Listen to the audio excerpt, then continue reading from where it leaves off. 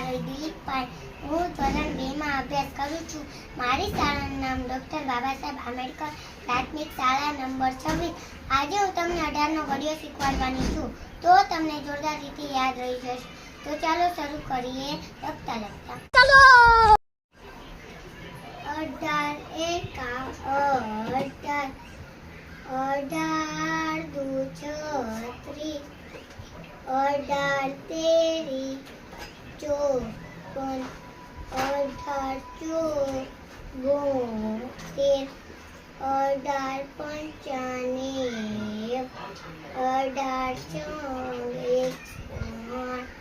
18 સત્તા 126, 18 નવા 162, 18 180. આવી રીતે લખાય.